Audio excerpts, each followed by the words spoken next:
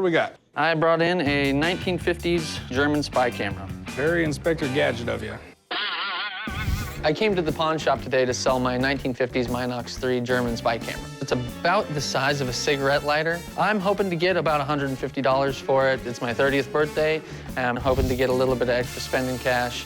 Where'd you get it? It was actually given to me from my mom, given to her from her father, who was in the military in Germany in the 1950s. So how's it work?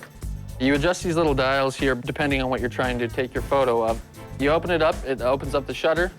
You have our little viewfinder there. Then you snap your picture, and it loads that photo right onto the film. Pretty much just like how every other old camera works. Yeah, pretty standard, yeah. Ever since the James Bond movies came out in the 1960s, people have just had a fascination with spies. If this camera was used in the field by an actual secret agent, it could definitely be worth some money to the right collector.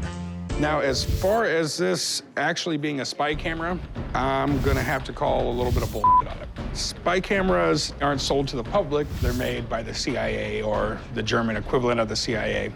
If you give a 10-year-old a camera and say it's not just a camera, it's a spy camera, it probably got you out of your parents' hair for a couple hours a day until you got tired of it and threw it in a drawer. This isn't a super valuable camera, but it's unique enough that some photography collector out there would probably really like to have it. What do you want for it? No, I was looking to get about $100 for it. You have a fairly cool item here, man. I mean, it is something that photographers do collect. You have a few major things wrong with it, though. It's old, antiquated technology. I'm not going to be able to get any film for it. Okay. You have Bill McCord's name and social security number carved on it. I'm assuming you're not Bill McCord? I'm not. Second of all, somebody engraved something in there right there and removed it. For me to buy something and say serial number removed, and the fact that you're not Bill McCord's name on it, Sure. those are the 3 biggest red flags I can put into my computer system that there possibly is. Okay. I'd say it'd be worth about 50, 60 bucks to the right guy. But with all this on there, it makes it completely illegal for me to have anything to do with it. All right, man. So I appreciate you coming in, man. Hey, I appreciate your time, man. Thank you very much. I don't think this camera is stolen, but in the eyes of the law, it might as well be. Scratch shop serial numbers are a huge red flag in the pawn business. And to tell you the truth, I just don't want to deal with it. So what do we got here, man? We got a Coke machine that I'm trying to get rid of. I can see why. Are these bullet holes over here? Oh, yeah, possibly. Today I'm trying to sell this Coke machine. It's Model 39, that's really all I know. It's from the 50s. It's been in my family forever, but I just don't need it anymore and want to get rid of it. So what do you want to do with it? You want to pawn it or sell it? I want to sell it. Okay. Not much I can do with it. Fall off a truck or something? Or? It's definitely aged. It's definitely been around the block a couple of times. You wouldn't know by the looks of this Coke machine, but when these things are restored, they can be worth thousands of dollars. What's left of the insides, basically a refrigerator. Oh, yeah. When the door opened, I suddenly had arachnophobia. It seemed like there's 500 spider webs at the bottom of this thing. Does it actually turn on? Yeah. To plug it in, it turns on. It doesn't look good, but it turns on. Huh. You gotta remember, it's from the 50s. It's good solid metal. Dude, this is just rough. I mean, it's got potential, baby. If I get this Coke machine fixed up, I can sell it to such a wide variety of people. It can be an American, it can be in an international sale, it can be a restaurant, it can be a guy for his game room, just anybody. So how much did you want for it? I want 400. Yeah, I'll pretend I didn't hear that. I think 400 is pretty fair for it. I'll go 300 bucks on it. 350. 300 bucks. You know what? It's a deal. Thank you very much. I know this Coke machine looks terrible, but there's a huge market for restored Coke machines. There's no market for destroyed Coke machines like this thing. If I spend the money to restore it, there's a possibility I could make a lot of money. Hey, Rick, how's it going? Good, how you doing? Oh, pretty good. This is my son, Tyler. Here at my shop, what we do is we take everything old and try to refurbish it and make it new again. I love taking something that's really rough and making it just absolutely beautiful again, functioning correctly, I mean, to the T, to where it works just like it did in the day in the 50s. Like I said, a little rougher than most. Wow, that's the roughest thing I've ever seen. Somebody didn't like it very much, did they? Wow, they destroyed that. It looks like somebody did abandon it out in the desert and stole all the parts. The coin mech's missing, the bezel's missing. Yeah, on the inside, it's missing a lot of parts. Basically, it's just a shell. As Rick's pointing out all the things that need to be replaced on this Coke machine, I'm thinking this is going to cost me way too much money. This might have been a bad idea. I think we can do something with it, though. I have a different idea for this one, though, if you want to hear. Yeah, what do you think? What I'd like to do is cut all this out and redesign this whole machine and make it into a machine that will be a multi-drink machine instead of a single machine. The market determines whether you should restore an item or not. Old guns, people don't want them restored. They want them in the condition they're in. However, when it comes to Coke machines, people want them restored. They want to show them off. They want them to look pretty. It's a piece of furniture. It's not an antique. Coca-Cola only owned one bottle. They didn't end up owning a root beer or a 7-Up or anything like that. So I think if we make it to where it takes different bottles, beers or sodas or long neck bottles, I think it would get more out of it. So the most important thing is how cold is the beer gonna get? Well, the beer's gonna get as cold as you want it. That stuff will get 32 degrees. When this thing first came out, it only dispensed Coke. There was only one flavor back then. There was no Diet Coke or anything else. So what Rick is gonna do, he's gonna make it so it dispenses different flavors. The more flexible I make it, the more sellable it's gonna be. We going to lunch? Chum, shut up. Hey, Is that mine? what do you think? I'm amazed. It looks brand new. When I first saw this thing, I couldn't believe it was the machine I dropped off a week ago. I mean, it looked that good. So what did you have to do to it? Well, we ripped it in a million pieces and we sandblasted it and started all over from scratch again. Yeah, this wasn't even here when I dropped it off. Yeah, we went and did you a brand new plate on the front, new silk screening, and new decal. Are those decals still hard to find, or? Yeah, there's only one person in the country that is allowed by Coke to make these decals. You can't reproduce them. This part right here has all been hand painted on the front where it's raised lettered off the face. The coin mech was missing, so we ended up putting a brand new coin mech in there, set it up for 10 cents. But you can change it if you want to. And there's an adjustment right here that goes to about $2.40. So what about the inside? Well, on the inside, in order to do the body work on the outside, because it was so dented up, we have to take this apart, pull the liner outside, and then put new insulation in after we pounded it straight, painted it, and then put it back in. He's done so much work to it. When I dropped this thing off, it was rusted out. I mean, everything was bad in it. And it looks like it was just rolled off the assembly line. We found you a bottle mechanism that allows you to pull the bottle out. We got you some new racks. They allow you to go all the way forward for the small Coke bottle or all the way back for a longer bottle. So if I kept it for myself, I could fill it full of beer? Yeah, you can put 72 of them in here. Okay. The Coke machine is awesome because it's got the original body, and that's the part that's worth money. And the other great thing is it's got a modern interior. That means it's gonna work great, it's gonna last, so you got the best of both worlds. How much it cost me to fix it? Right around $2,500. You think I'll have any trouble finding a good home for it? Hell no, this is the most wanted model you could possibly get. This is why I bring my stuff to Rick, because I know it's always gonna look great, and I know I'm always gonna make money. So what do you think I can get out of it? Well, retail right now is about $7,500 for this machine. Oh, sweet. I'm gonna make a home run on it. Yeah, this was a great investment. 72 beers in a weekend? Me and my friends can do that. I can't thank you enough, man. You're more than welcome, thank you. Okay, well, let's load it up. All right. Hey, how's it going? All right, I want you guys to take a look at this thing here. You know, I can neither confirm or deny what it is, but I have this old Russian friend, and I brought it to him. I go, what can you tell me about this Russian scope here? And he goes, back in the Cold War era, it was developed by the Russian government as a way to detect ghosts, okay? You ever seen a ghost detector? No. But I've seen a ghost now. Well, I've had the scope for almost a year now, and I got it through a partial trade for a restored Coke machine I was selling to somebody. Figure I'd start at like 500 bucks because I don't know anything about it. I tried it to see if it turned off and on, but I don't really want to use it because I don't really want to see any ghosts. It's really neat technology. I don't think it was ever designed to be a ghost detector. It's a 1950s Russian night vision scope. And the United States and the Russians came up with it. They were rudimentary at best. If you've used the thing, you see it doesn't really work that great. You have a really, really distorted picture. You can literally see between 30 and 50 feet away, and after that, you really can't see anything. Yeah. Night vision devices came out in the 1930s. They really improved it by the Vietnam War, and today, the stuff is generations ahead of what this is. but I don't think they got the ghost hunting thing down yet. Does it work? It works. Well, look through there if you notice how it's like green. There's Chum. This is what you look like at night vision. This is what I look like at night, too. How much you want for it? Well, I was thinking, like $500. Where are you at now? I'm at 40 bucks. Oh, no, you're kidding, 40 bucks. I'll be lucky if I can sell it for 75 bucks. Really?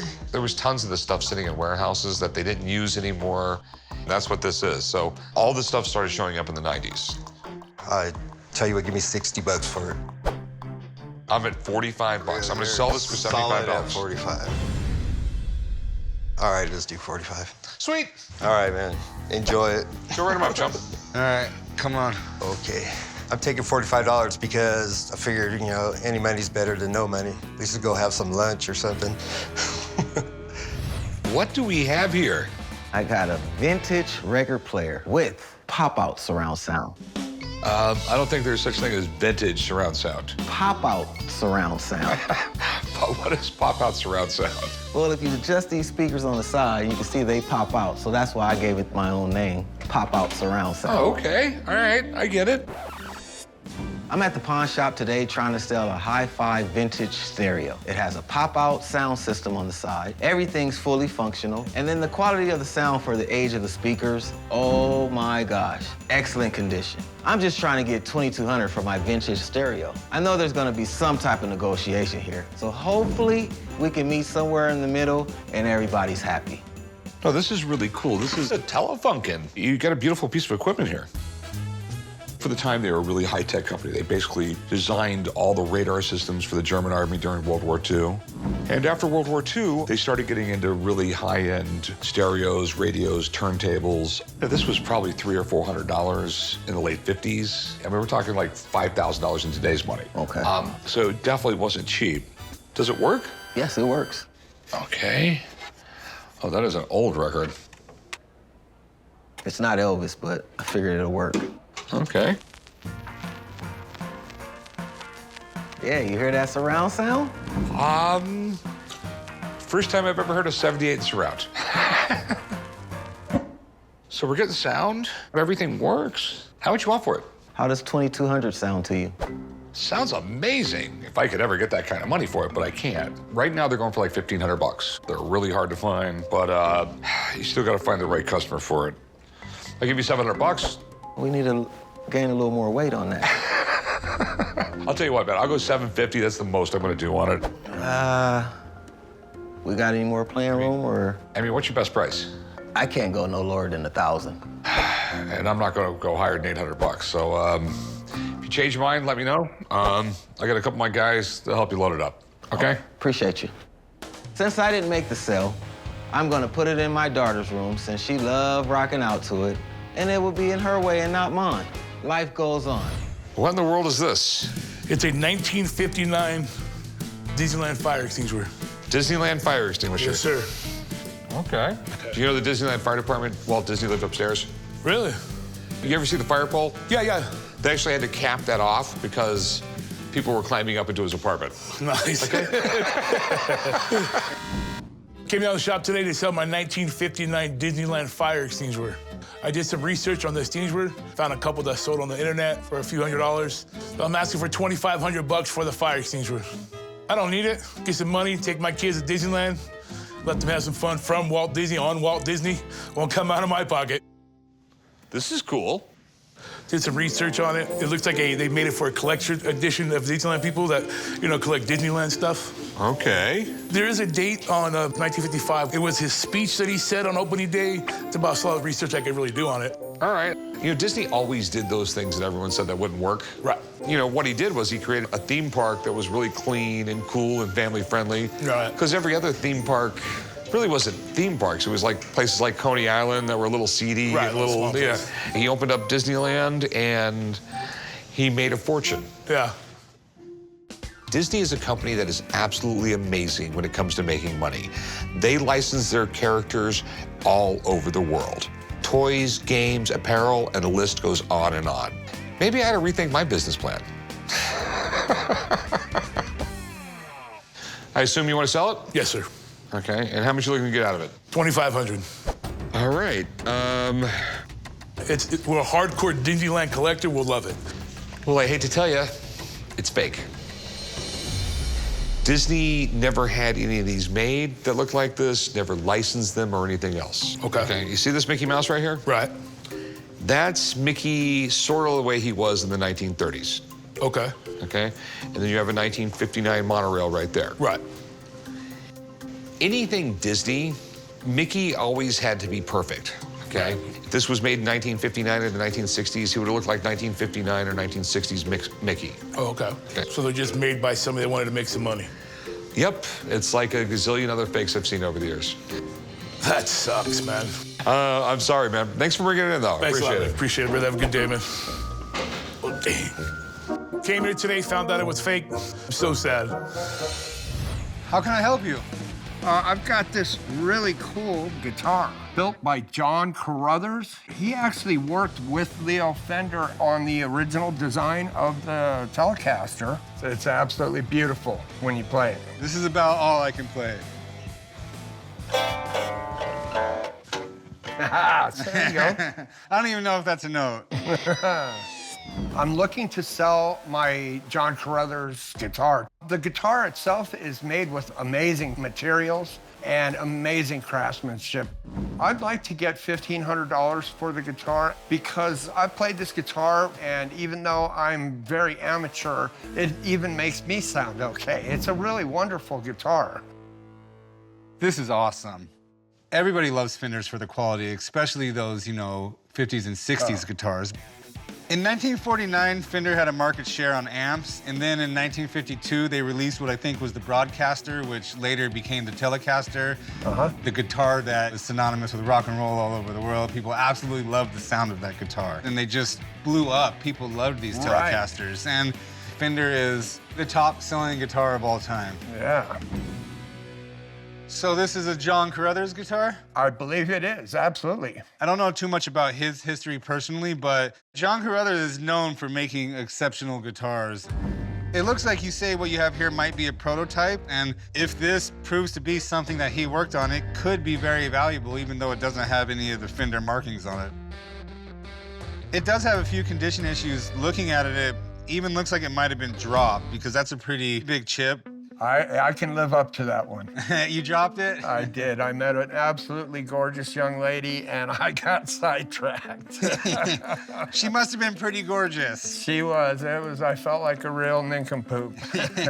Well, I mean, other than that, the guitar has some normal wear and tear on it, but a guitar like this is built to be played. How much are you looking to get for this guitar? I was thinking $1,500 would be a reasonable price to start at. Well, you could have something really cool on your hands here, or you could have nothing. It's got no markings on it, and I definitely need to have it checked out before I even offer you a price on it. Okay. So I'd like to have someone come down and take a look at it. Right. So if you got a little time, I'd like to get someone down here. Yeah, I'd be thrilled to hear what they have to say, actually. All right, give me just a few minutes. I'll be right back. Okay, cool. I believe the expert is going to find that the guitar is probably worth at least $3,000, so there shouldn't be any qualms with my asking price, really. Hey, Wolf. Hey, how are you? Good. So, this is what I called you about. Supposedly, it's a John Caruthers. Definitely looks like one to me. Caruthers is a legend in the guitar building industry. He worked for people like Hendrix, Elvis, the Stones, Neil Young. You could just go on and on and on. He worked with Fender designing the 52 Telecaster and the 52 Telecaster reissue. He was actually even asked to run the Fender custom shop at one point, but he turned that offer down to go work on his own. Are his guitars very collectible? Yeah, I'd say a Caruthers guitar is fairly collectible, yeah. So, you mind taking a closer look at it? Because he believes it could be a prototype. Yeah, I'd love to take a look at it. It's okay if I pick this up? Yeah, please Thank you do. so much. Very nice looking axe. Wow. Looks like Brazilian rosewood on the fretboard and the bridge, and that's... You can't even import this wood without proper licensing fees or you go to jail immediately. It feels like it's chambered. And what's that mean, it's chambered? It means that it's hollowed out in certain parts of the guitar to give it a more resonant sound. Let's listen to it. Really, you can hear the hollow properties in the guitar. Yeah, I play it unamplified all the time. No serial numbers, nothing, huh? Yeah, there's no it's- markings or no serial numbers on it at all. So is this a prototype? Not really. It's a custom shop order. I know it's a Kuthers guitar for sure, but this is what lets me know this is a custom shop order because this pickup is usually not here. That's just something he doesn't do. Okay. So I'm gonna need to get a value on this, but I just wanted to make sure we take that in consideration. I don't know if that affects the value or not, but it's been dropped. Definitely a ding like that is pretty substantial and may affect value a little bit. But when you're talking John Kuthers, I mean, this is a really nice instrument. So, I mean, I put a value on this of about 2,500 bucks. All right, well, thanks for coming in. I appreciate it. Thank you, I appreciate it. Good seeing you. See you next time. Nice meeting you, sir. Hey, thank you very much. All right, well, that's good news. Yes, indeed. Why don't we make a deal at $1,600? It's a little more than you were asking for. You know, it's not like I don't have enough guitars to play at home, so I guess I'll take the deal, thank you. All right, let's go write it up. Follow me. Cool, thank you. I think I struck a major chord today because I only paid $400 for the guitar and I sold it for $1,600, so I feel like it's song and a dance out the door here.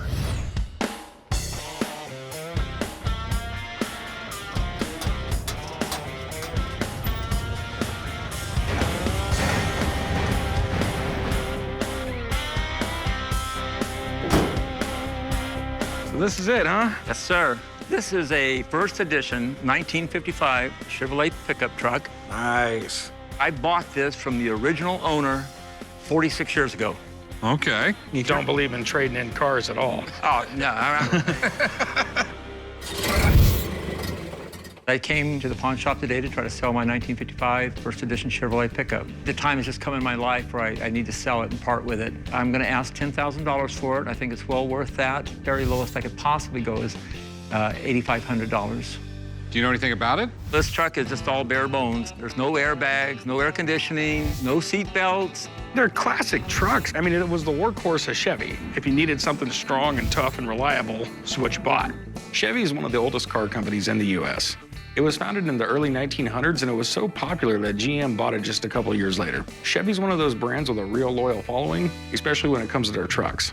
Look at that. Does it have the original motor? Blew the original motor up drag racing this thing. This now has a 1968 Chevy 235 in it. You know, it's reliable. It'll keep on going. Okay. Apparently, if you tried to stand up on these floors, you'd go right through them. Well, if you wait a lot, yeah. Have you looked at me? I'm not exactly a skinny guy. You got everything here. That's the nice part. The good thing about this truck is there's no real body damage, but you got to replace the floorboards. This thing needs some work, but I'm still interested in it because a fully restored 55 Chevy pickup truck is on practically every classic car collector's wish list. What exactly do you want to do with it? I'm a little bit older now. It's time to sell it. What are you looking to get out of it? I'd like to try to get $10,000 for this thing. Somebody could restore this and probably get $35,000, $40,000 for it. All right, let me get my buddy down here. We'll take a look at this thing. Maybe we can do something. Yeah, okay, good. All right, I'm gonna go give him a call. All right, thank you. I believe the truck is in excellent condition, but if somebody who has a lot of expertise wants to come in and take a look at it, I welcome that. Danny, what's going on, man? What's happening, gentlemen? The guys usually call me down here to check out something with wheels and an engine. This is either a 54 or an early 55. It's an early 55, first edition 55. It looks like it's a really original truck. Your gaps, your body lines, everything look really nice. In 1955, the whole body style changed with the Chevy trucks. But in early 1955, what they call the first edition, it still had that 54 body style, which makes it a little bit more unique. Check that out. Nice, 235, straight six. I'm really digging it, Rick. What's your thoughts or concern? Is it worth fixing up and making money on? What I like about it is that it's all here, and what is here is really nice. So yes, it's definitely worth to restore this truck. I'd like to feel it going down the road. Please, I'd like for you to do that. Sweet.